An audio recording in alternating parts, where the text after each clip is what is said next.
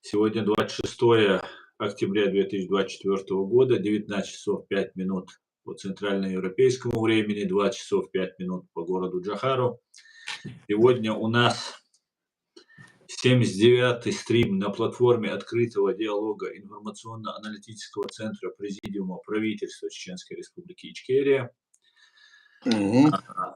И сегодня я назвал «Развал неизбежен, что приведет Россию к развалу». И с нами сопредседатель Президиума правительства Чеченской Республики Ичкерия Аят Идигов. Аят, Машвойло.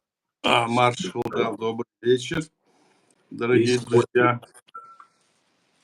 В эти дни идут очень жаркие дебаты, начиная от Вашингтона, Брюсселя, Москва, Киев, везде и всюду идут разговоры, как будто бы что-то там взорвется или что-то такое. Но пока ничего не происходит, и самое главное, сегодня идут выборы, я как понимаю, в Грузии, парламент, так? Мы еще, конечно, не знаем окончательно, какой там результат, но там будут жаркие дебаты, как говорят, будут жаркие дебаты, и мы посмотрим, что получится.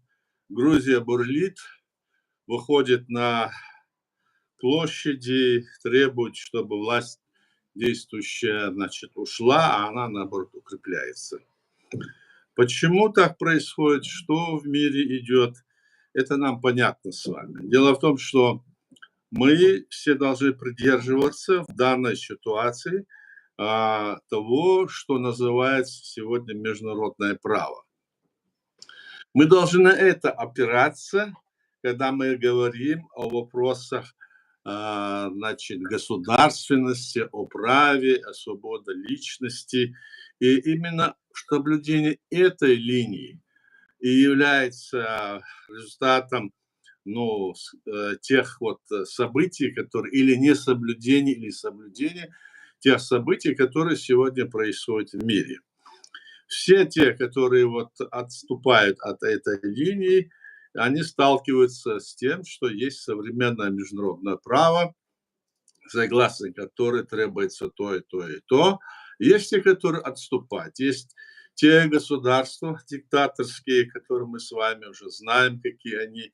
Они хотят это все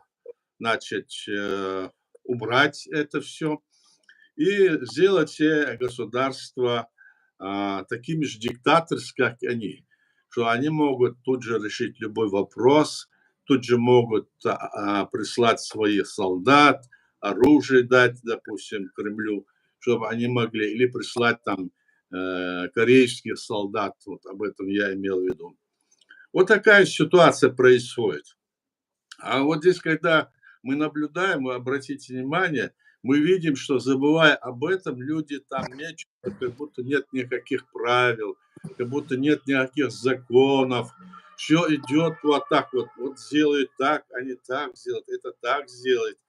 Да, это такой еще пока, как говорится, к этому мы не привыкли, сами не привыкли.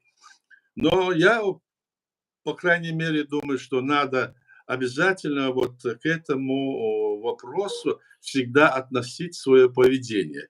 Я имею в виду государство, допустим, Украина. Почему на нее напали?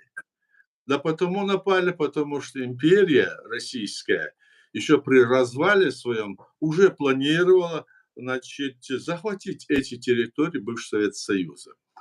И ему противостоит воля этих народов, которые украинский народ против, чеченский народ был против. И мы воевали, 5 агрессий было, в 4 агрессий российскую армию мы изгоняли.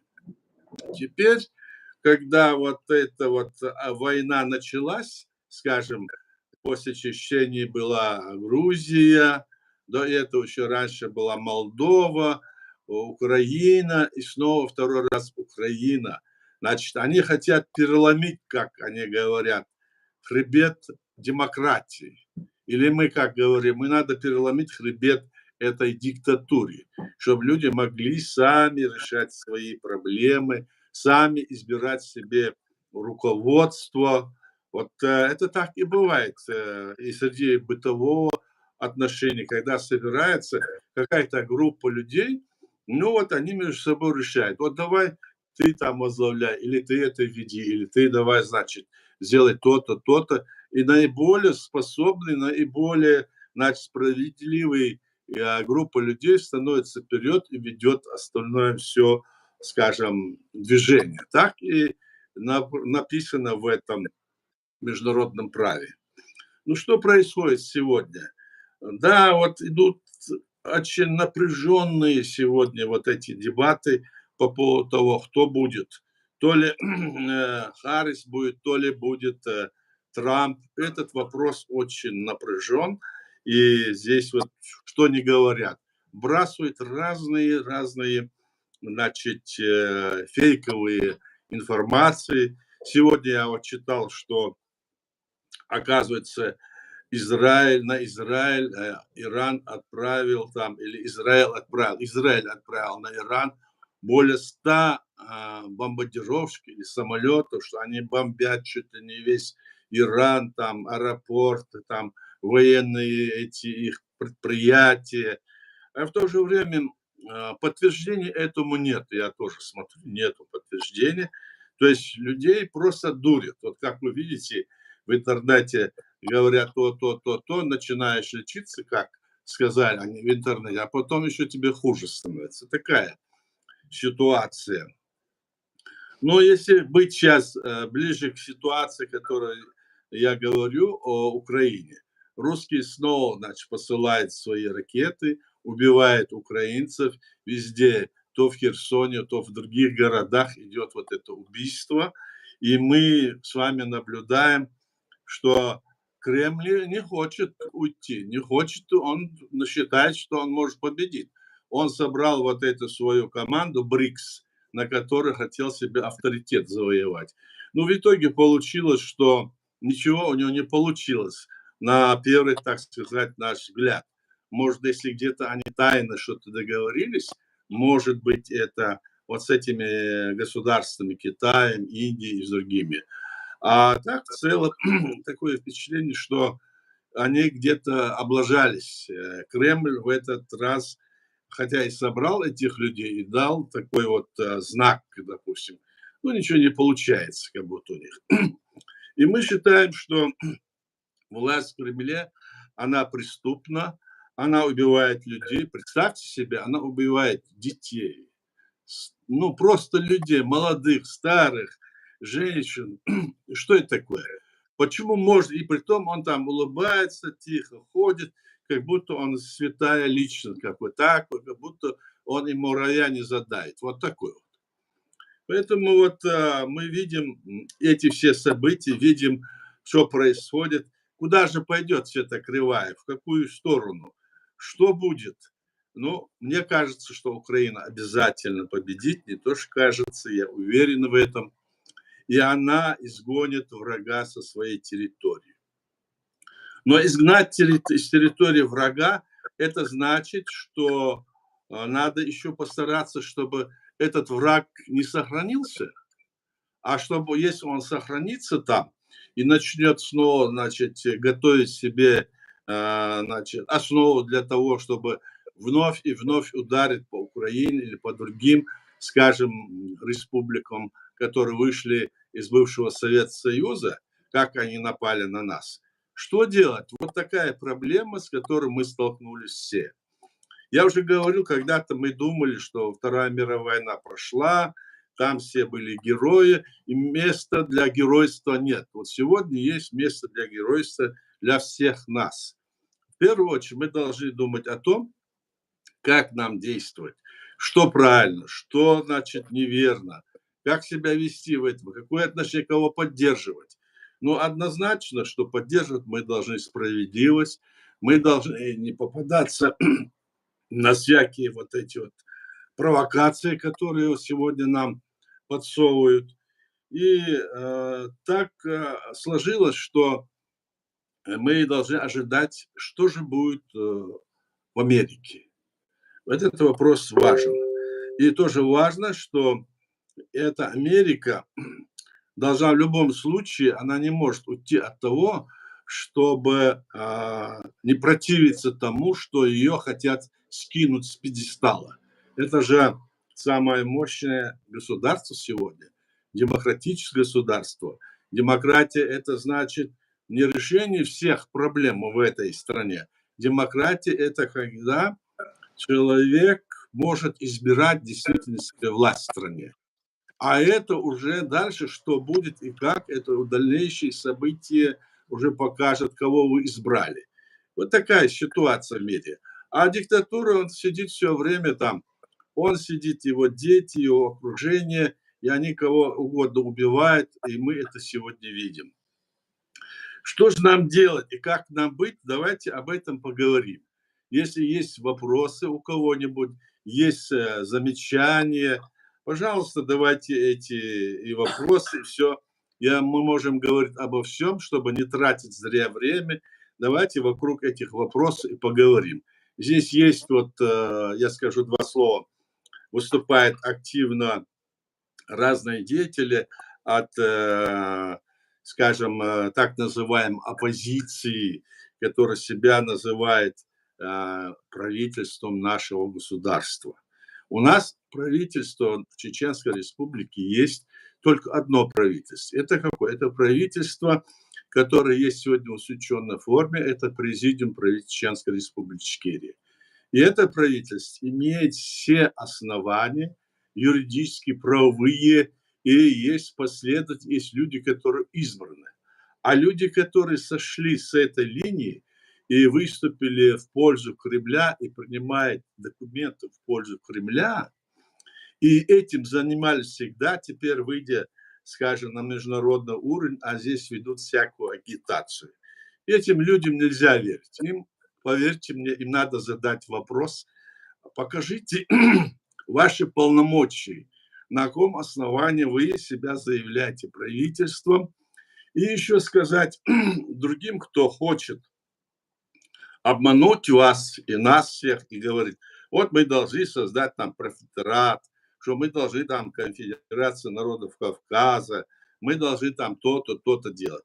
Мы должны понимать, что мы сразу одним оком или мыслью должны подумать, входит ли это в пространство или во времени современного международного права, которое было принято в 1948 году после Второй мировой войны. Все, что входит по времени, является за пределами этого, об этом мы можем и не говорить. А так это все суют, как будто можно что-то говорить. Давайте вокруг этого поговорим. Поговорим о том, нужно ли нам бороться за то, чтобы немедленно развалить эту Россию или сохранить ее, или переформатировать.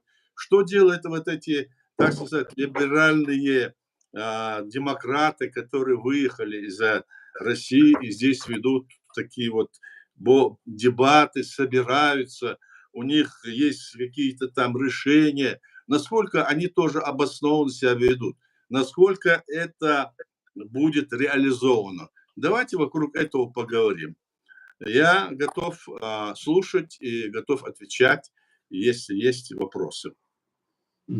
Спасибо, Аят Баркал. Аят, как раз Да. когда вы говорили по поводу нанесения бомбовых ударов по Ирану, здесь мне написали израильтяне, говорят, 145 самолетов, 2 этапа разбомбили 20 военных точек, и это чистая правда, и никуда от этого не деться.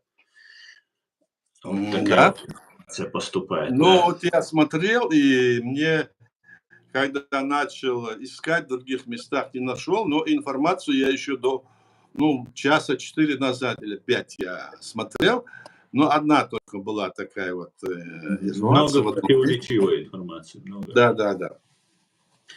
Хорошо, я понял, значит, что значит здесь вот события, здесь вот видите, мы должны, когда видим вот эту ситуацию, рассматриваем любой вопрос, в том числе и наш, мы должны смотреть о том, что вообще что происходит во всем мире. Вот это все должно увязывать. Где наша, как говорится, ячейка, наше положение вот в этой ситуации, которая разыгрывается политика во всем мире. Ну, давайте тогда продолжим. Давай. Друзья, я напоминаю вам, вы можете задавать вопросы. Аят, у нас в Телеграме идет эфир? Да, в Телеграме тоже есть, я включил, да. В Телеграм, на канале Президиума правительства вы можете зайти непосредственно сами, принять участие в нашем общении.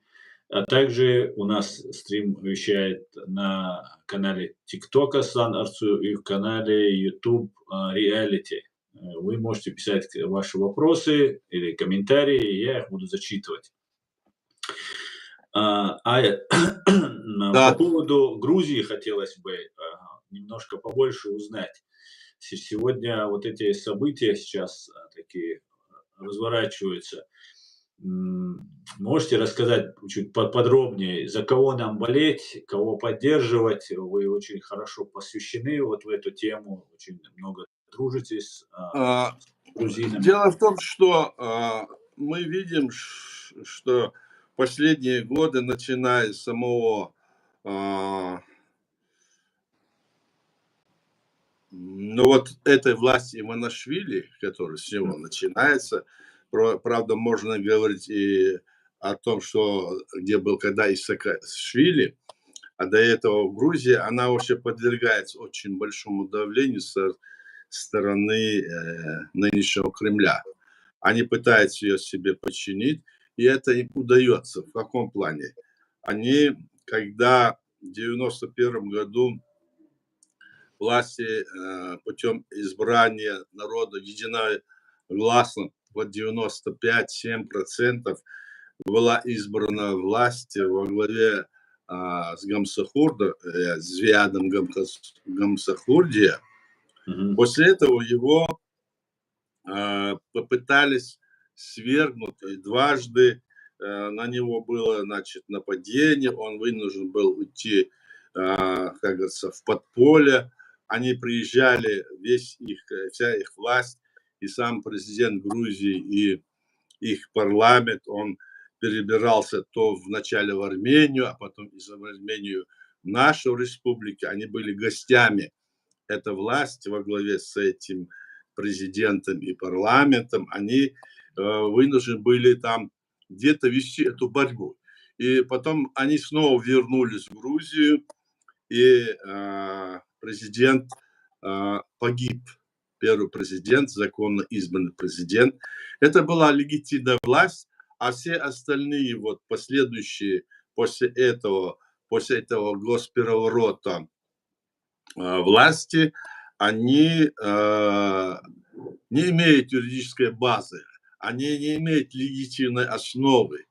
Почему? Потому что пришел тогда Шеварднадзе, потом Саакашвили, потом этот Иванишвили. И вот это все идет, и все эти вот власти, о которых мы говорили, да, они пытались как-то вот урегулировать отношения с Россией, и у них не было основы для того, что говорят, как говорят, что это легитимная власть.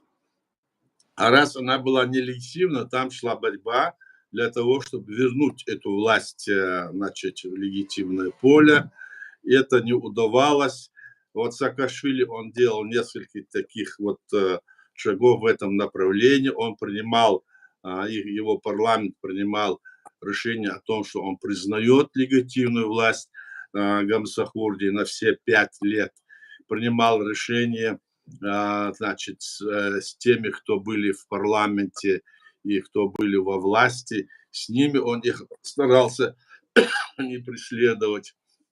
В общем, он эти вопросы как-то пытался отрегулировать, но все равно это, можно сказать, что эта власть была и в контексте той линии, которая была, пришла после государственного переворота во главе с этим Шеварднадзе. После него пришел этот Иванишвили, который снова начал вот эти вот пророссийские отношения устраивать с Кремлем. И действительно, это все до сих пор идет, так идет, что власть так или иначе не может на эту основу вернуться. Как к этому вернуться? Что это делать? Эта борьба у них продолжается и будет идти.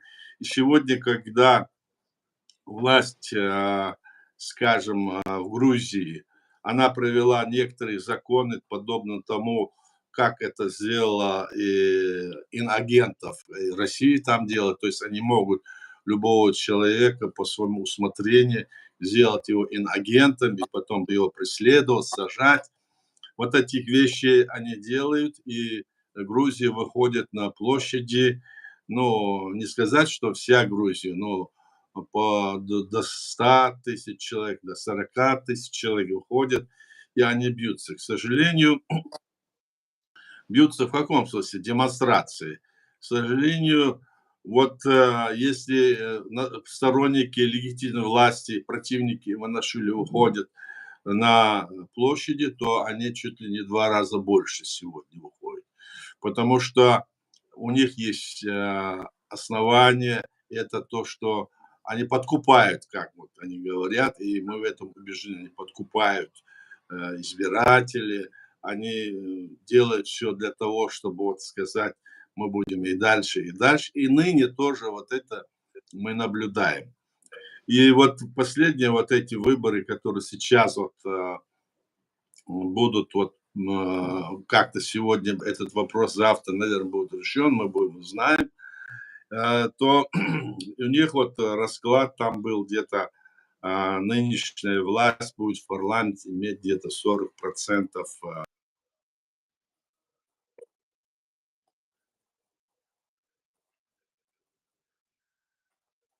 есть разные группы, они остальное будут иметь, но их много там. Допустим, может быть, там, я сейчас не знаю сколько, 5 или 10 партий частей. И вот действующая власть, она может сформироваться таким образом, что возьмет кого-нибудь себе как бы с компаньоной, но решать все равно будут они. Я имею в виду действующая власть. Вот такая вот ситуация складывается. Но самое главное то, что Грузия – это независимое государство, суверенное государство. Это внутренние их вот эти все дела, и она не оккупирована. Оккупирована часть этой Грузии. Это Абхазия и Южная так называемая Осетия, которая незаконно от них отторг военным путем Кремль. Это тоже вопрос стоит, и они его вот так не могут решить. Грузия, она многострадальная, и народ это нам очень близок, чеченскому народу, и мы являемся братьями, мы веками живем там на Кавказе, и мы за это переживаем. Что сделает Грузия? Как дальше пойдет ситуация? Покажет время. Вот что я могу сказать коротко. Баркал, Аят, спасибо. Аят, вот сейчас прошел БРИКС, так называемый, о котором вы упомянули, и вы сказали, что, ну, это такой, можно сказать, ничего существенного, это из себя не представляет этот съезд, их собрание. Но на самом деле некоторые аналитики, некоторые наблюдатели говорят, что это может быть какой-то прорыв, потому что очень много людей, чуть ли не миллиард или 2 миллиарда людей входят, ну, страны с таким количеством населения входят в этот БРИКС.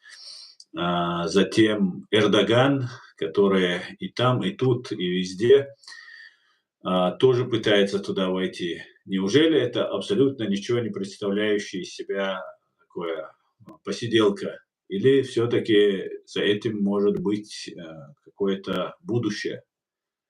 Ну, вот смотрите, там, значит, смотри, главный там вопрос, который Путин хотел протащить, как говорится, это создать специальную валюту, которая будет независимо от доллара и евро. Вот такую линию он ставил. Это главный вопрос был. И, естественно, второй вопрос был, это вопрос, который он хотел чтобы они как-то вот помогли ему. Мгм. Вот эти два вопроса, если бы они смогли, согласились с ним, то они вот многие там заявили, что это сложно, это невозможно, это вызовет какие-то другие вот противоречия в мире. И так вот и доллар, и евро в ходу — это основные валюты, которые Мгм. есть. Но это не получилось, вот по всем данным, которые мы говорили, и даже была там передача, в которой критиковали и говорили это. Но да, действительно, там собрались эти страны, Индия, там этот Моди, который как будто мы говорили, что вроде бы он недоволен был Путиным, а сейчас, видите, пришел, обнимается с ним, прямо аж чуть ли не целуется. Ну и этот Си, который Китай возглавляет, говорит: вот, я очень рад видеть тебя. То есть внешние такие признаки, да, там Мгм. они собираются. В каждой из этих, как нам известно, но в Китае вот около 1,5 миллиарда человек, так, а в Индии Мгм. еще больше, считай, 3-4 миллиарда населения они представляют. Они во власти, они сейчас еще не готовы, мне кажется, еще не готовы для того, чтобы эти вопросы, которые вынес сюда Путин, их решать. И потому что это нужно как-то все дела банковские, вот эти отношения, которые есть с Америкой, с другими странами, Европой, это все нужно как-то переделать ради России, что ли, они пойдут на это. Вот этот вопрос был острый там. И его они не смогли там убедить, Путин не смог их убедить в этом. Но это как бы пробный шар, пробный вариант, значит, они и дальше будут в этом направлении пытаться действовать, если Путина оттуда не убрать. В каком смысле убрать? Чтобы он ушел, и вместо него стал там другой человек, или чтобы страна эта переформатировалась, и не было необходимости это делать, то, что он говорит, именно ради Путина и его клики, которые он собрал, клики убийц, которые убивают людей, как мы видим, не по религиозному признаку, как они говорили раньше, а они говорили, что чеченцы там мусульмане, они там террористы, бандиты, исламские фундаменталисты. Любые ярлыки вешали, как вешают сегодня на Украину. Нет, религиозная составляющая здесь только действует как в помощь этим диктаторскому режиму. Они используют. Поэтому здесь говорить о том, что они смогут как-то вот это вот изменить, не приходится, по крайней мере, сейчас.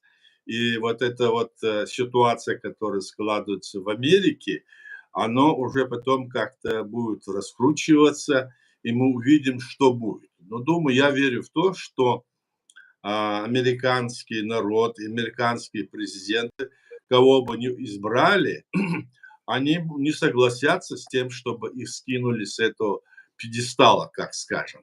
Это великая страна в экономическом, в политическом, в других смыслах. Эта страна не пойдет на попятную, как бы это ни говорили. Но эти вот страны, видите, они как-то развиваются, у них есть ну, экономический потенциал, они стремительно идут, Индия и Китай, вперед. Но время покажет. Но дело в том, что в этих странах, как и в России нынешней, во главе сидят диктаторы, которые управляют этим и закручивают, как говорится, свои гайки в сторону, значит, диктатуры, а не свободы личности, соблюдения норм и международного права. Этого нет. Вот идет вот красная линия, вот между этим вот борьба идет здесь.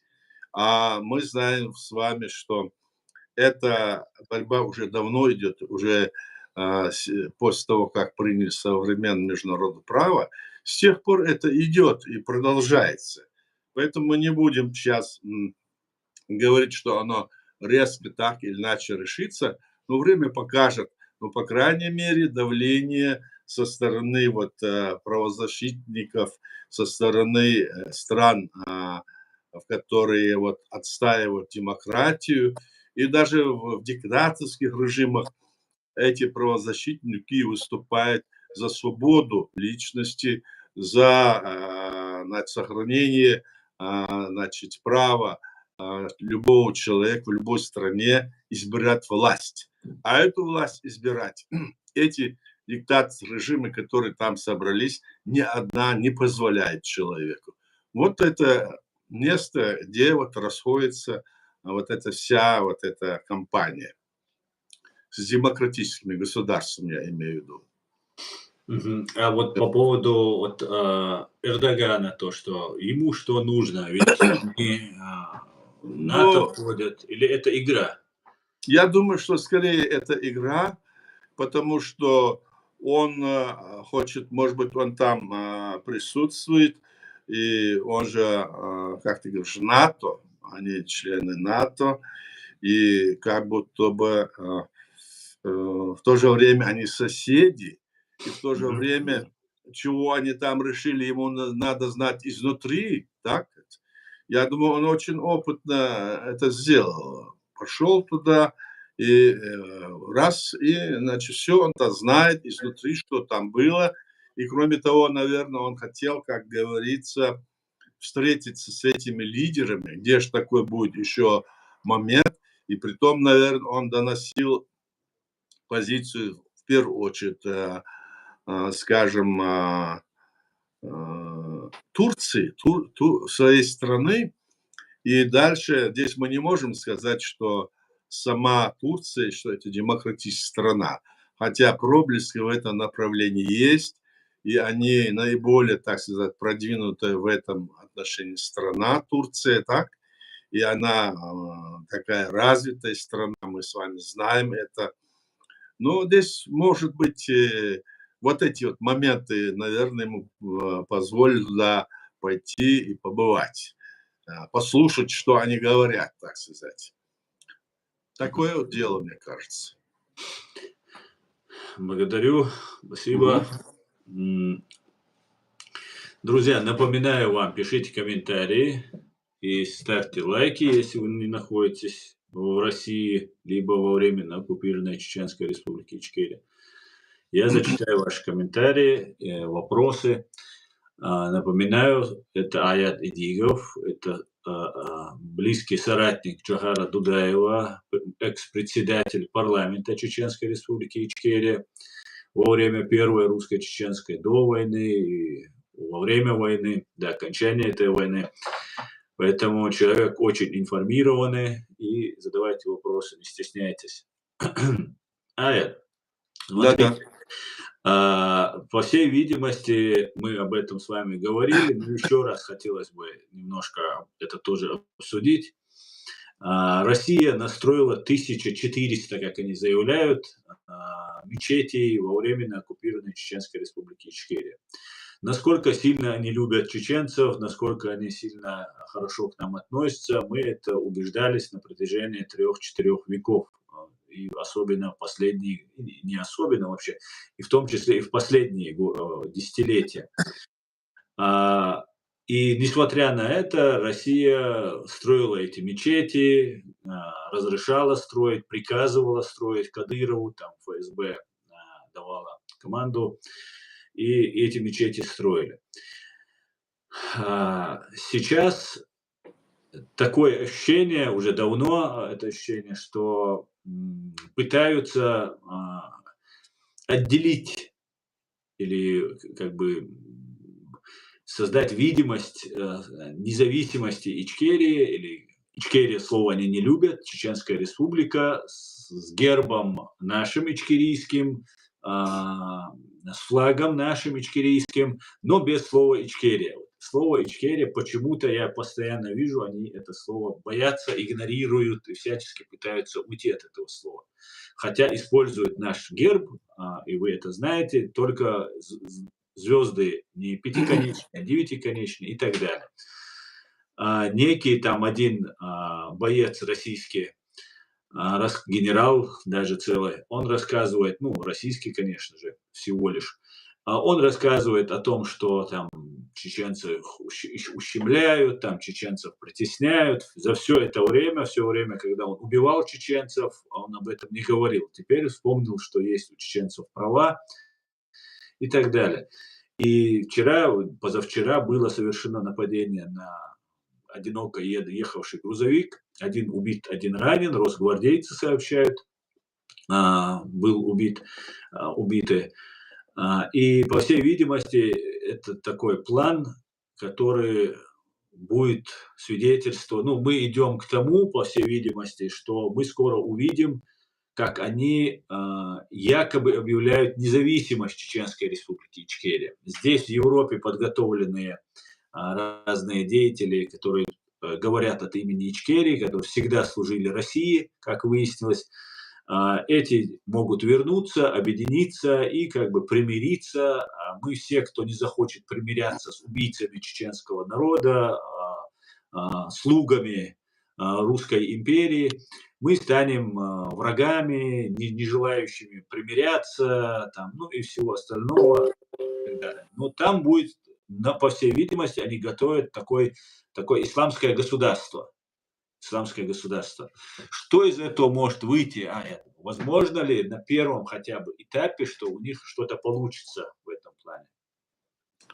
Ну, мы можем рассуждать в Да. этом направлении, только рассуждать, что будет неизвестно, но, по крайней мере, истоки этого, об этом мы можем сказать.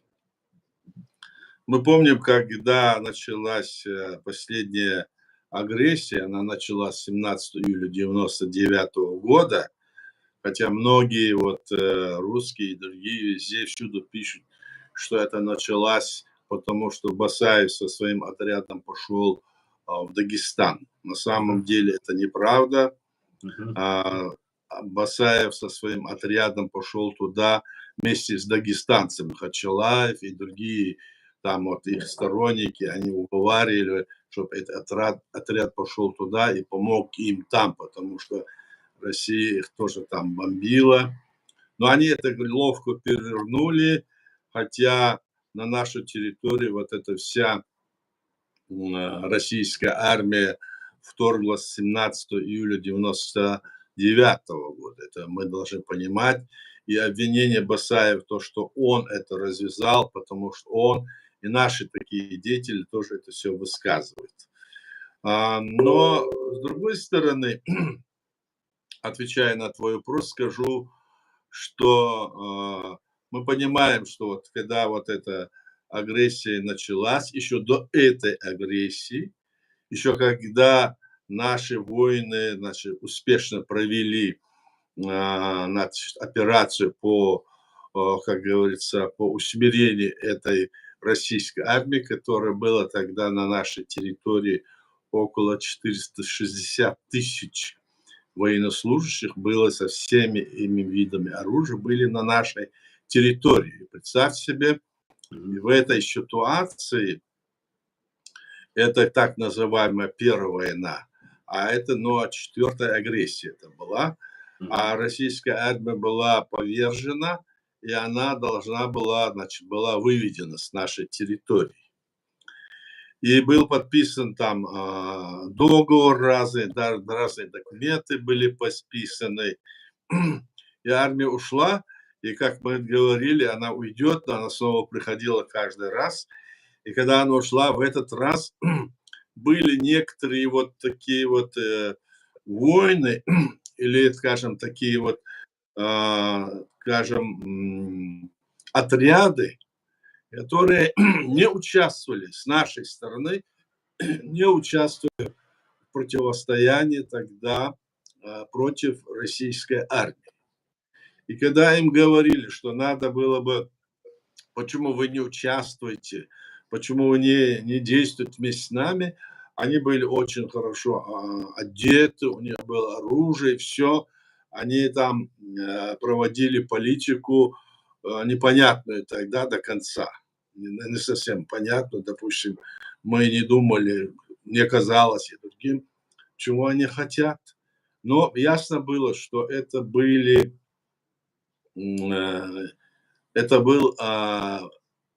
проект, так скажем, который готовился со стороны Кремля через своих ближневосточных или стран исламского мира, во главе которых сидели вот эти деятели, ну, тоже диктаторы, те же самые диктаторы. Как нам известно, в этих странах люди верующие, но есть там разные, но в основном это верующие люди, а во главе сидят, утверждают, чтобы использовать эту религию и сохранить ее, сидят управленцы, диктаторы. Им до этой веры мало, как говорится, дела, но они ее используют для сохранения своей, так сказать, власти. Вот они заслали нам этих разных деятелей, как будто бы они вот и рассказывали о том, что наши люди, которые, ну, были, ну, сколько там веков, мы были верующими, наши люди по-своему это все воспринимали, а они пришли и сказали, что это не вера, вы мунафики, вы еретики, и начали чуть ли не враждовать, прямо там же у нас враждовать, и даже начали раздавать разного рода, значит, ну, скажем, пищу, там, сахар, хлеб, еще что-то, деньги людям в разных селах, так? И самое главное, они начали там строить в существующих местах, строить параллельно другие мечети. И вот когда они начали это делать, вообще вот этот раскол произошел, потому что, получается, мы все чеченцы, народ наш, оказывается, не такой уже верующий, а эти вот новые пришельцы, нововведение, оно было как бы, значит, говорило о том, что наши люди, оказывается, не то, вы не мусульмане, оказывается, все наши предки. Ну, понимаете, когда верующие вот так вот оскорбляют. И вот этот раскол, это делала Москва вместе с этими своими агентурами. Это агентуры. Они вот это заслали туда, и когда вот это российские войска были вот так вот изгнаны, ушли они, выведены были, работа этой армии, вот этих людей, она начала более сильнее здесь усиливаться. Они еще больше нас блокировали по всему миру, нам не давали даже, что вот давал нам Запад, собирал там нам то или то гуманитарную помощь, ее не пропускала Москва к нам, а этим позволялось, и они из себя изображали вот таких вот как бы сторонников нашего народа и помогали как бы людям. И вот этот раскол произошел. И вот против них выступил тогда муфти этот Кадыров, старший. И вот этот раскол с ними произошел, и на этой основе, как бы вот, можно сказать, было ослаблено наше сопротивление тогда, и это коснулось всех. Они даже вот бывало, даже в одной семье бывало, вот они вот приходили, я помню случаи, когда они убивали даже близких своих людей в семье, понимаете? Ну, были отдельные случаи, и это просто разносилось по всей республике. То есть вот это религиозное вот это противостояние, которое они навязали, оно в конечном итоге привело к тому, что российская власть вторглась, и на этой стороне оказался Кадыров, который выступал против вот этих нововведений, жамата и все такое, и которые говорили о том, что наш народ, значит, не веришь, а еретики. Ну, многие же люди верующие, особенно когда они столько нас убивали, столько вот весь мир отвернулся от нас, то казалось, что же, куда этот мир делся? Эти, скажем, западные страны и Америка поддерживали Россию, потому что они на нас вешали все эти ярлыки, верили им, верили, не верили, но, по крайней мере, они это делали. И мы бывали, допустим, в том числе, я бывал в разных странах, и в Америке, и говорили им, что никакой демократии там не будет. Нет, будет демократия, скоро все там, мол, поправится. На самом деле они вот так вот содействовали тогда этому Кремлю, чтобы они нас убивали. И вот я думаю, что когда в этом смысле вот эта линия, которая там навязывалась нам, она была, значит, ну, как бы, значит, выдворена, то, придя к власти, Кадыров и его младший сын, они начали вот строить свои, так сказать, мечети, свое видение в религии. Вот это вот развивалось, и в силу того, что им позволялось это делать. А как мы знаем с вами, религия в основном используется для того, чтобы сохранить власть. И там же, вот у нас, там, на нашей территории, для этого как раз эти мечети стали кругом строить.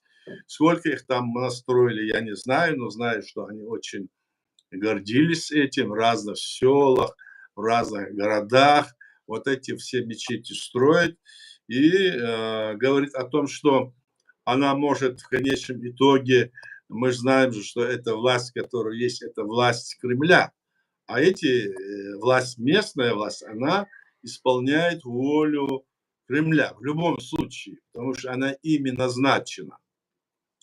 Они могут недовольны быть этой властью кремлевской, да, потому что даже находясь вот в такой ситуации, говорят, что мы пехотинцы ваши, мы будем воевать и за вас защищать, умирать. Даже в этой ситуации, даже вот это их вот такое верноподданничество, они извращают настолько, потому что они чеченцы, потому что они не нужны там, на этой территории, и в конечном итоге, чтобы потом этот навешивая им ярлык, что они там делают то-то, то-то, то-то, они держат там большое, значит, войско, до 150 тысяч, я слышал, но сколько мы не знаем, ну, такая цифра. И поэтому здесь вот этот раскол в связи с тем, что вот людей направляют воевать, вот берут насильно направляют воевать в Украину, против Украины, хотя они и не хотят. Я думаю, что этим вопросом занимается только Кремль, и под их давлением там наше население и люди направляются воевать. Конечно, это очень и очень неправильный ход, потому что они хорошо помнят, кто их враг. Чеченцы это хорошо помнят, и мы знаем это. И теперь, если говорить, что то, что ты говоришь, да, что это может быть и так, и сяк, это такую провокацию они могут организовать, Кремль, так? Чтобы затем их взять там и всех разбомбить, убить, кого можно, а остальных вот до Дальнего Востока расселить их без права возвращения. Это план у них есть, этот план мы смотрели, видели, мы знали об этом. Об этом говорил даже президент, первый президент единственный Горбачев, когда его судили, когда он уходил с поста президента, и вопросы ему когда задавали, он говорил, что мне предлагали их выслать. Еще до начала до начала всех этих действий, до смещения Горбачева, представляете, даже они тогда присылали на нашу территорию, они присылали тысячи грузовиков, тентом накрытые, говорили, что якобы для того, чтобы ну, урожай собирать, там, пшеницу или еще что-нибудь. А у нас такого урожая нету. На самом деле это были грузовики, которые они прислали для того, чтобы совершить там провокацию и все население выслать. Прямо в их документах, которые они тогда, которые попали к нам через пленных офицеров, там прямо было написано, что это население, значит, в связи с тем-то, тем-то надо эвакуировать, и там написано, какие области, какие, значит, там края, и вдоль туда Волга, и дальше всех высылать. И потом там же написано, что туда же надо засылать вот с таких-то районов, допустим, и областей России туда же. Одних высылать. Вот это возможно, вот это у них есть план. Даже те, которые сегодня там сидят и говорят, мы во власти, этой участи они могут, в этой участи они могут оказаться. Потому что у них такие планы, это империя. На Кавказе, как они говорят, только чеченский народ вот противится им всегда. Но не только чеченский, но в последнее время, когда вот развалили этот Советский Союз, то наш народ выступил по всем правилам международного права и хотел, значит, провести все эти мероприятия до конца и смог это сделать. А вот другие республики, которых вот они задавили и не дали им избрать свою власть, я имею в виду вот эти все бывшие автономные республики, которые затем стали решением Горбачевского, значит, Верховного Совета, стали тоже союзами. Вот многие русские об этом пытаются умолчать.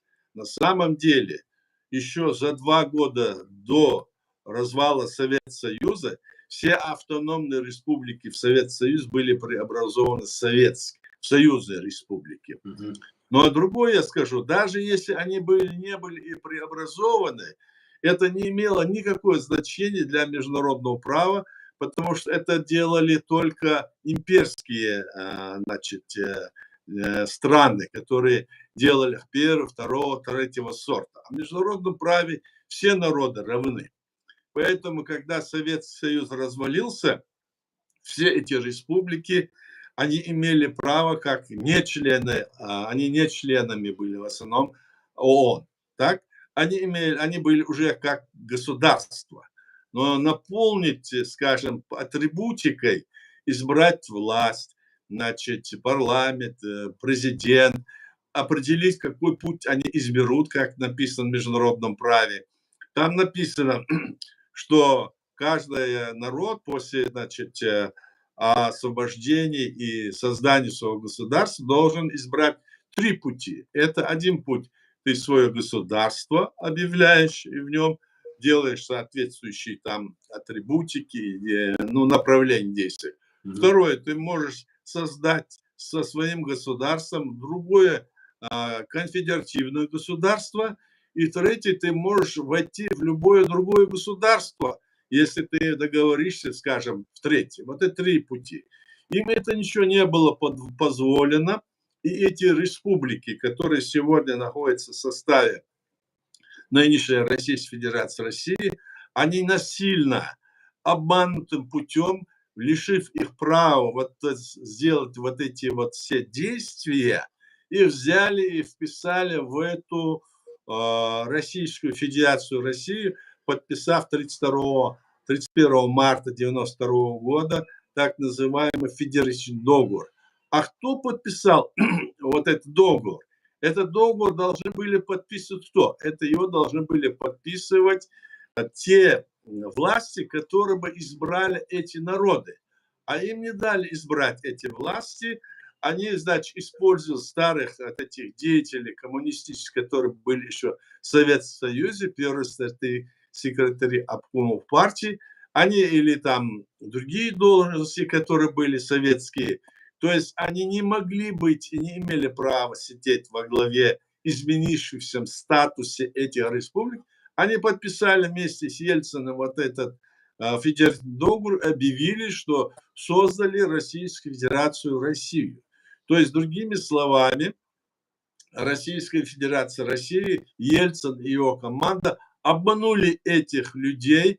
И, собственно говоря, не только обманули, там Татарстан и Башкортостан пытались этот вопрос решить, как и мы, но их тоже они уговорили, что-то там сделали, так, втянули в эту Российскую Федерацию Россию, и в конечном итоге все, что они там сделали, они потом взяли в 1993 году, значит, совершили государственный переворот. Еще раз Ельцин расстрелял Верховный Совет.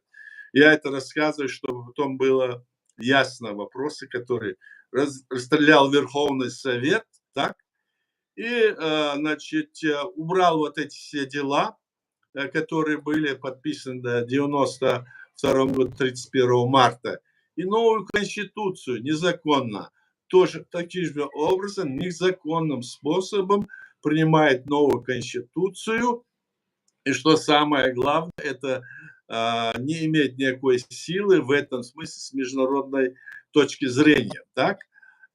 И еще к этому нашу республику, которая была создана раньше, чем это Российская Федерация России, которую они создали, мы завершили формирование своего государства полностью, еще будучи в Советском Союзе.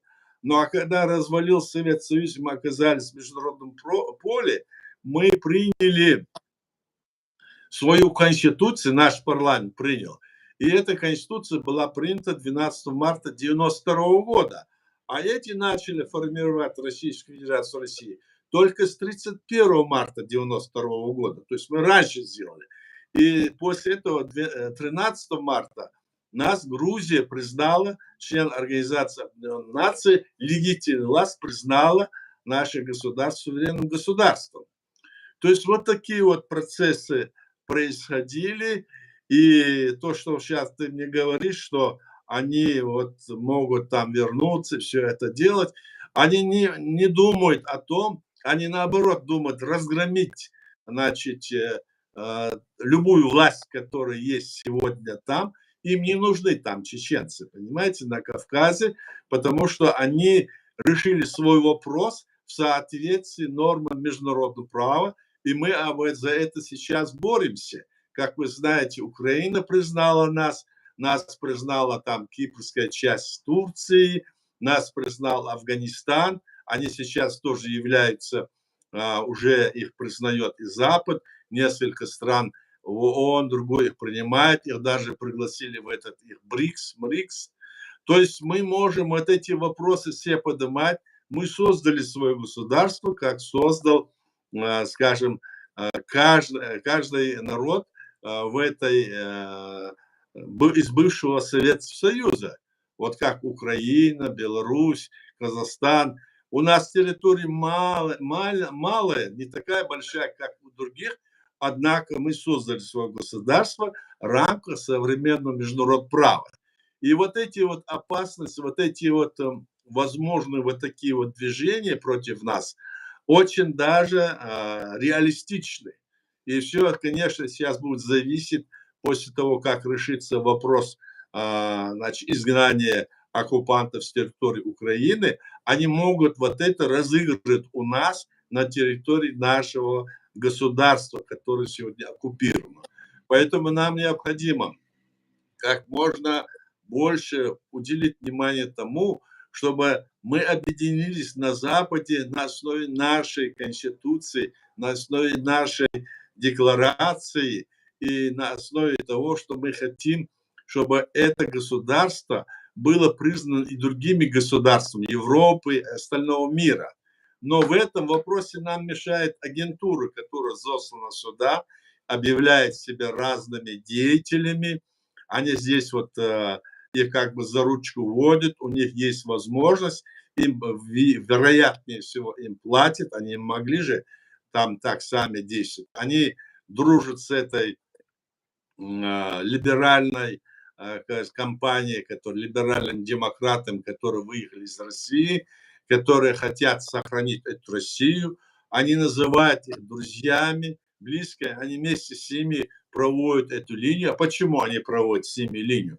Потому что эти люди, о которых мы говорим, они и раньше были против нашего государства. Я имею в виду Закая и другие эти компании. И даже эти религиозные деятели, которые сами того, может, не понимая, вльют воду на мельницу Кремля. Поэтому эти люди в этом направлении, наш народ и наши беженцы должны понимать, что эти люди, вот, про которых я говорил, они все время были против нашего государства и работали против нашего государства, принимая даже соответствующие документы, из которых видно, что они говорят, что мы являемся частью России. Но они так хитрят, хитро вот это все преподносит, но ясно одно, если они дружат с этими нашими отщепенцами, самозванцами, то можете себе точно сказать, кто они такие. Ну вот я так пространно это рассказал, может быть, я это рассказываю иногда, но и сейчас рассказал, отвечая на ваш вопрос. Спасибо. Благодарю. Аят, здесь Баги задает вопрос, конечно, вопрос риторический, но вы всегда мне говорите, задавай, какие есть, и Да-да, вы, да. вы вопросов не боитесь, Аят. Да. Аят, вопрос вам. Когда русские выйдут из крепостного рабства? Русские выйдут из крепостного рабства, когда они сами, каждый из них сам это решит. Они до сих пор, значит, им нужна демократия, потому что если демократия, так, демократия это же не просто тебе дали свободу. Демократия это в первую очередь ответственность. Ответственность, да. А если они за свои дела не могут отвечать, им все время нужен царь-батюшка. И вот пока эти люди вот в мыслях своих, в головах не станут такими, они никогда, собственно говоря, не выйдут из этого рабского вот этого своего состояния. Мгм. Благодарю. Мгм. Мухаммад говорит, я надеюсь, что украинскую войну украинцы выиграют и заставят РФ подписать капитуляцию, подобную той, которую чеченцы заставили РФ подписать в Хасавюрте. Аяд, расскажите, пожалуйста, если можно, про вот этот Хасавюрт и вот про эту капитуляцию России. Что это было? Потому что там... Но что можно сказать? Об этом есть конкретные документы, об этом я писал, так? Есть специальная такая вот статья есть, и приводится доказательства. Мгм. После того, как российская армия была повержена в августе 96 года, значит, к нам был, как говорится, заслан генерал, секретарь Совета Безопасности, этот Лебедь. России любите. Да, российский. И там вот они мудрили, они раньше мудрили, когда были переговоры у нас в 95-м году, там июнь, там 95-го года шли переговоры. Там мудрили, и здесь мудрили, пытались наших людей обмануть, пытались подсунуть, чтобы мы подписали всего это, так?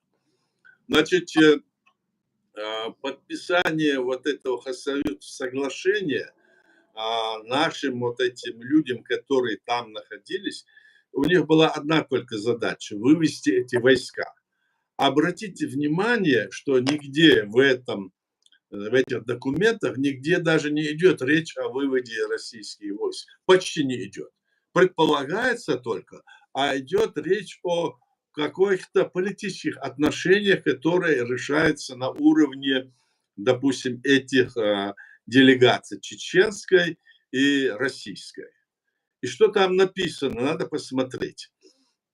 Там были какие-то попытки, и было внесено в соответствии с международным правом, принципы и все такое.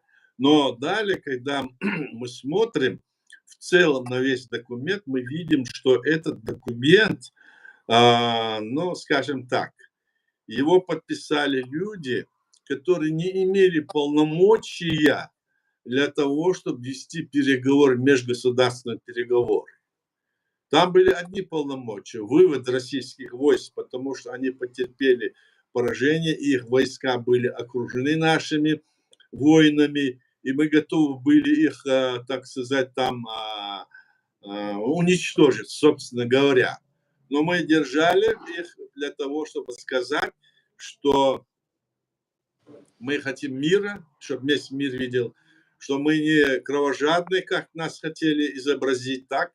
И третье, что если бы мы их начали уничтожать, они начали нас бомбить, и снова это было бы в пользу Кремля. Вот эти три момента не давали, и мы тогда вот пригласили, и на этом спекулируя, они там вписали разные документы, как будто это было межгосударственное или Кремлевской и Чеченской республики отношения. А отношения между Чеченской республикой и Кремлем Российской Федерации России – это внутрироссийские отношения. Потому что, когда в 1993 году Россия изменила ту незаконную конституцию, себе приняла, и там же вписала, я говорил вам, что она вписала, что Чеченская республика есть часть России, незаконно.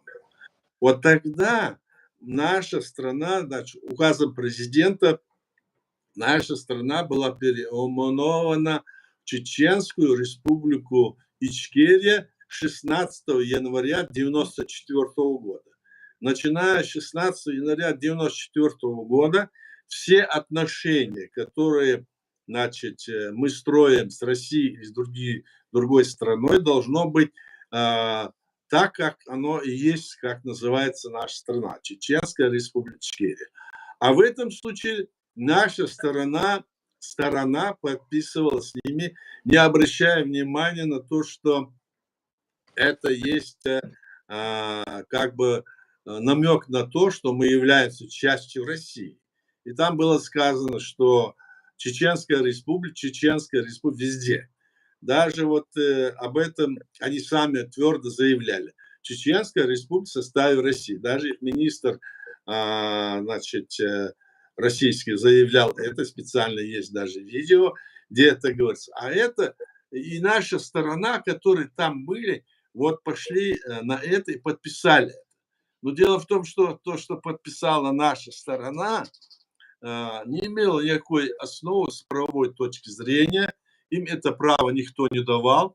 В целом это было подписание, так сказать, вот убирайте отсюда, мы все что угодно вам подпишем. Понятие и уровень политического зрения наших людей, большинства, даже на этих переговорах, и в принципе было не так высоко, и поэтому это было подписано, но дело в том, что это не играло никакую роль, потому что ни наш парламент, ни наш президент этот документ их не ратифицировал, не подписал, так как там была записана ссылка на то, что как это внутреннее дело. Даже они там вписали, что это отложенный статус, мы будем там через 5 лет, в 2001 году это решать.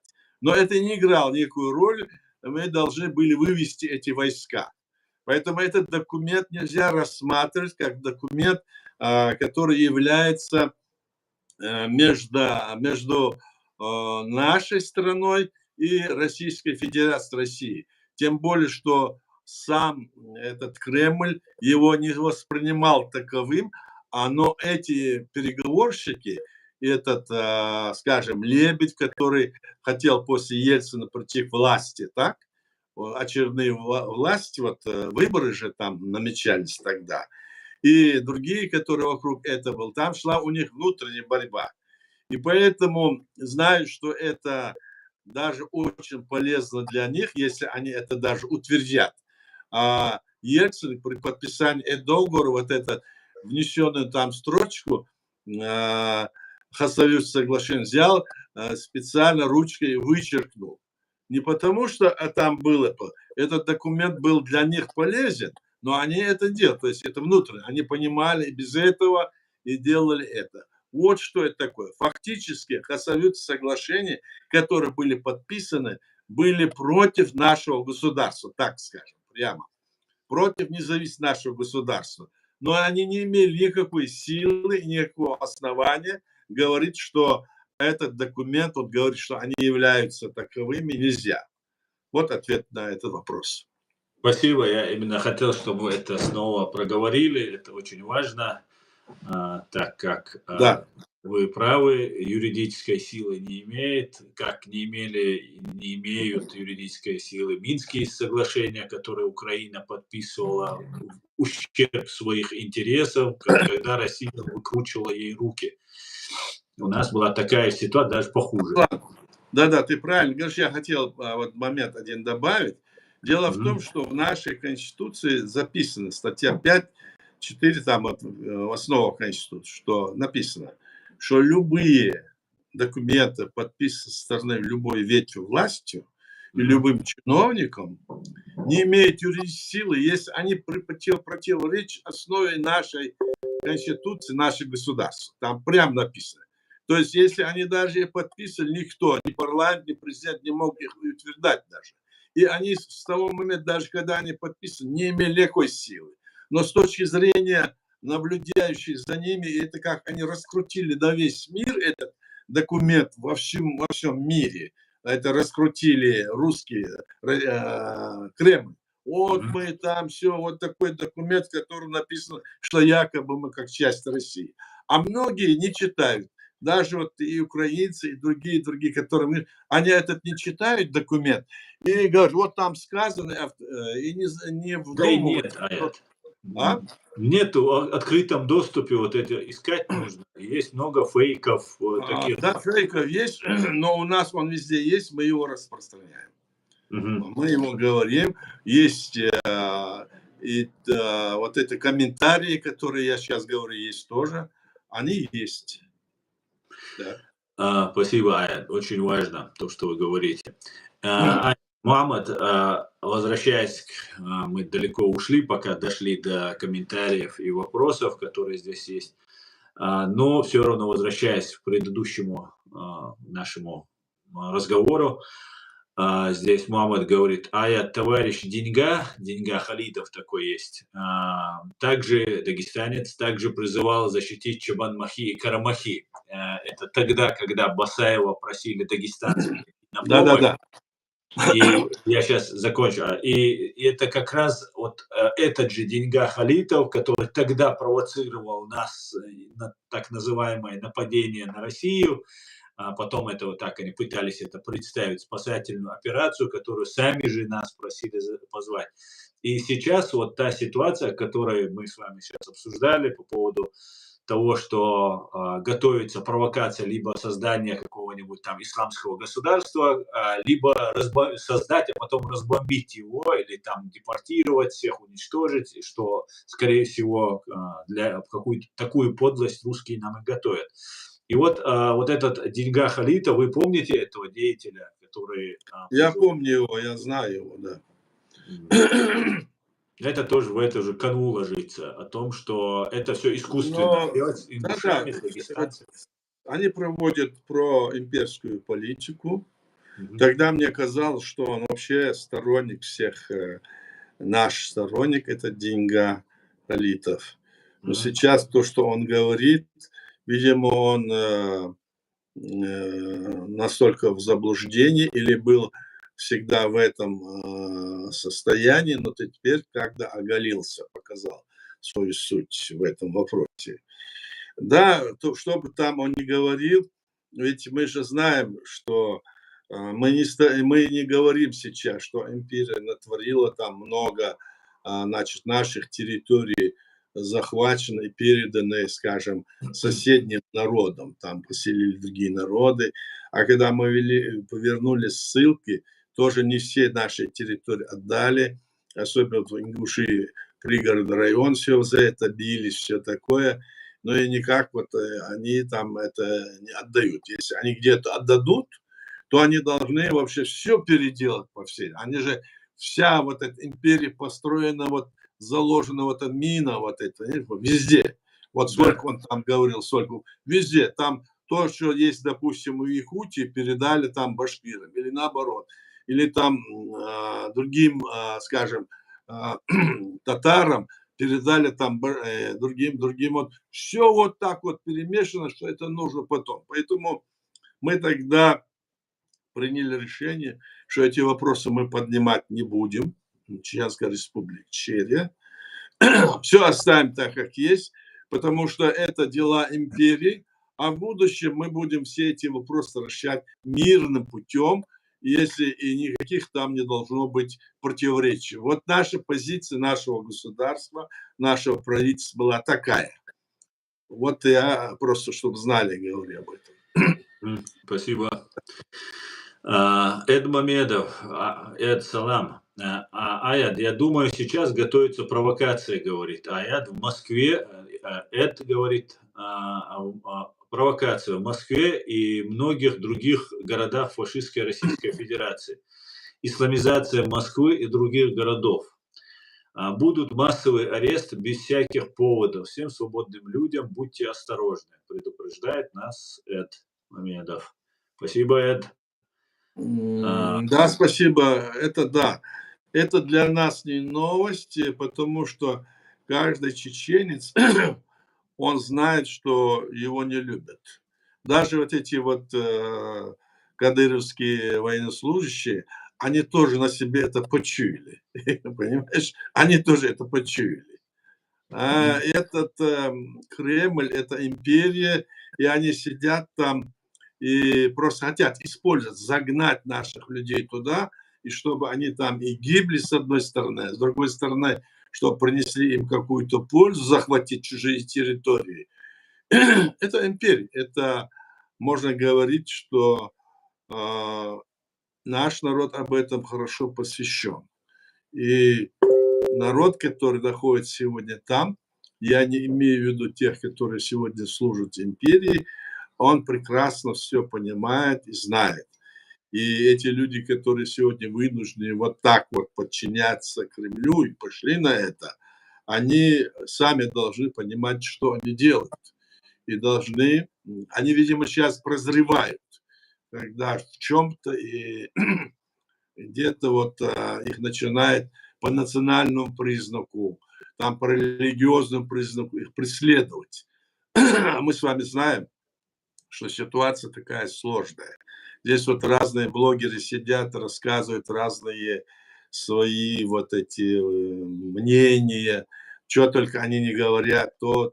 Мы знаем одно, что все, что там делается для того, чтобы еще больше старое, которое разделено и заложено мина, о которой я говорил. Сейчас они хотят новые вот эти вот противоречия заложить в отношении этих народов, которые хотят, допустим, иметь свои государства. Чтобы иметь эти государства, они должны знать, и все, я имею в виду государства, или которые хотят новые из этой России, если выйти они хотят. Если им удастся это сделать только в случае развала России или прихода к власти, скажем, какой-нибудь новой власти, которая согласится с этим. Но я должен вас предупредить, что с им верить нельзя никому. Потому что вот мы сейчас говорили, когда у них уйдет вот это рабство из мысли, из голов не ушло. У 99% до сих пор. Да. Поэтому здесь также должно быть очень осторожно.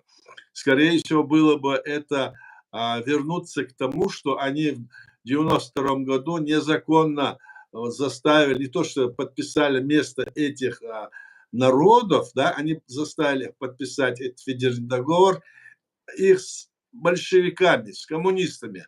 Они лишили, отняли у них эту возможность создать свои государства тогда. Вот и все. Благодарю. Также Эд предупреждает, просит меня предупредить, предупреждая людей, кто живет во временно оккупированной Ичкерии, не обнаруживайте себя без надобности. Просто слушайте и говорите своим, не ставьте лайков, просто слушайте и говорите своим людям, вам говорят правду, и просто надо сохраниться. Башкал Аят говорит. Эд тебе тоже башкал. Так, дальше.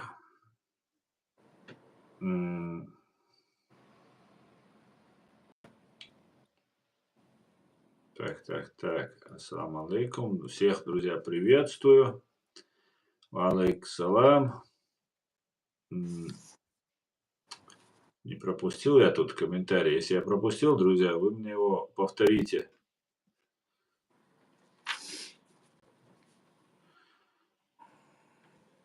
Так.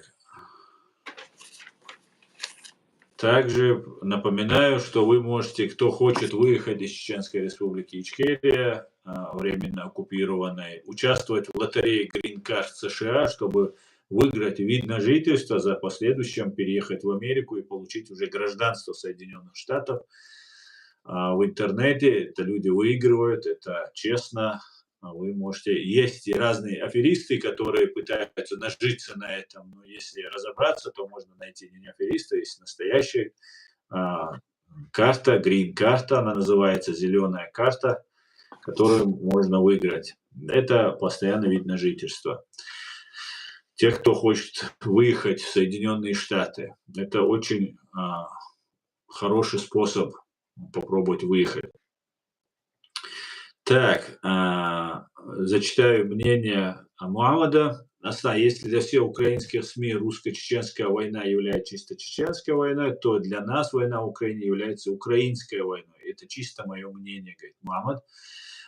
Мухаммад, на самом деле, для всех украинских СМИ, украинские СМИ некоторые повторяют нарративы российской пропаганды. Мы знаем, что в Украине не все так безоблачно. В тылу на войне-то воины сражаются очень хорошо. Поэтому нам не стоит уподобляться вот этим СМИ украинским и называть русско-украинскую войну украинской. Если мы будем ее называть украинской, то мы как раз потеряем вот это слово «русские», и в таком случае будет очень удобно им применять вот тот нарратив, который они хотят использовать, и сказать, что это буряты, чечены и все другие воюют против Украины, а не россияне.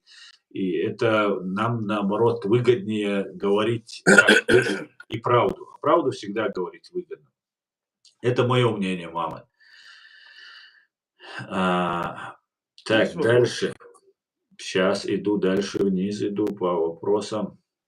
Угу. Аят, вы можете оценить договор, подписанный Масхадовым и Ельциным 12 мая 1997 года? Что он собой представляет в правовом отношении?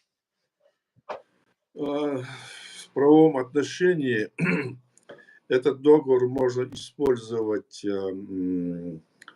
как межгосударственный, с нашей точки зрения.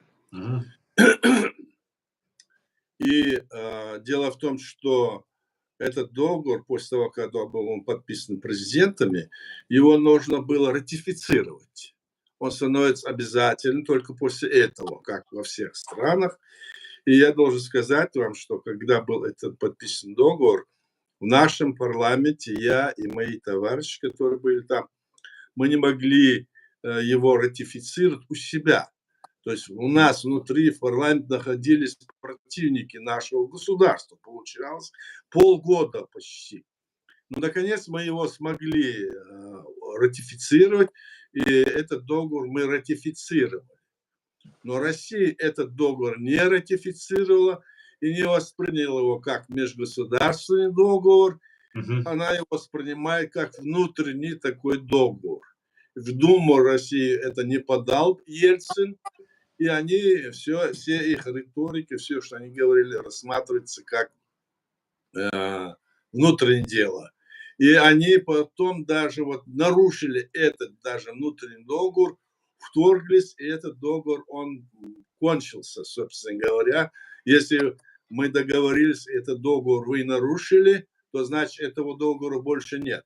Теперь с этим договором носятся эти деятели и говорят, вот этот договор, он единственный, но где этот договор? Вот договорились, что сделаем вот так, а вы взяли и нарушили договор. Этого договора уже не существует. А тогда, он, если был бы подписан, скажем, Думой и принят как межгосударственный, это был бы договор. Сейчас его нет практически. На него можно ссылаться, что это было хорошо и так, но более его нету.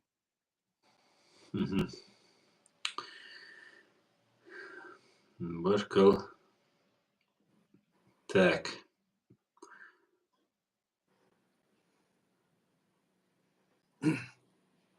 Сандок Баркал Душун Сахатан Жуапталар, да, Свидош Дере, свой Мамад, да, Масера Дуэльпай. Да, то Масера. Вот у меня здесь есть на телеграм-канале люди. Да? Есть желающие, вот я хочу спросить, есть желающий вопрос задать? Пожалуйста, желающий может включиться и вопрос задать здесь. Давайте. Пожалуйста. Кто желает, может включиться. Я там сделал возможность вам говорить. Есть желающие? Давайте. В телеграм-канале есть. Но пока их нету, давайте. Аслан, есть у тебя там? Ну, здесь есть вопрос. Мы в самом начале обсуждали этот же по поводу того, что Израиль разбомбил. Вот здесь Эльдар Бенятов говорит: салам, Аслан, рад вас видеть, салам, взаимно, вас читать рад. Вы слышали, что израильтяне разгромили иранскую ПВО? Вот мы это обсуждали. Да, мы слышали это, да. Да. Аслан, говори. Да, ну все, я Ну, больше... это будет сейчас надо посмотреть, что и как там. Но у меня была информация, что они разгромили их аэропорт главный, что какие-то военные базы и все такое они там ударили. А там посмотрим. Мне как раз вчера во время стрима задавали вопрос, как вы думаете, ответит Израиль Ирану там и так далее, и так далее. Такое впечатление, что человек, который должен был запустить эти ракеты или самолеты, он мне писал, или он был в курсе того, что они будут запускать, и он спросил мое мнение, как я считаю. Израиль имеет, на мой взгляд, имеет право защищать свою территориальную целостность и безопасность.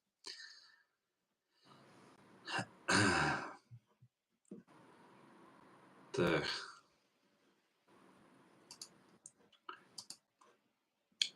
Какой еще вопрос? Так, пока особо вопросов не вижу стоящих.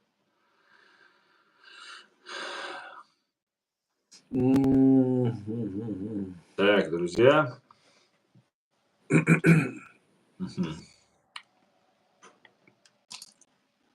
Сейчас я постараюсь. Если нет вопросов, давай прекращай, уже 1,5 часа идет. Ну, почти 1,5 часа в эфире, да, можно, в принципе, закончить снова.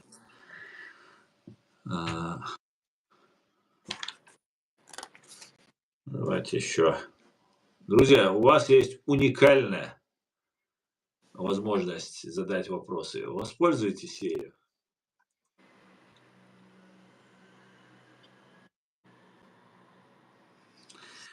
Ну, нет желания, значит, они будут потом прибывать потихоньку в будущем. Да. Если нет вопросов, давай тогда. Давай закончим. Закончим, а потом даже 1,5 часа достаточно долгая история. Ну, давай завершай. Спасибо всем, кто слушал, смотрел, писал комментарии, принимал участие. Аят, конечно же, огромное вам спасибо. И я, Аят, очень надеюсь, что вот вы создали вот платформу открытого диалога, президиум создал и призываете всех к диалогу. Я очень надеюсь, что люди будут выходить из тени, и это очень важно, что выходили и принимали участие, помогали нам для того, чтобы защитить наши права и добиться справедливости в отношении нашего народа. На этом я заканчиваю. Баркал, все, спасибо всем, кто принимал участие. Надеюсь, потом еще мы будем встречаться и говорить с вами. Да, Мула. Всего хорошего. До свидания. До свидания. Адикер Машва.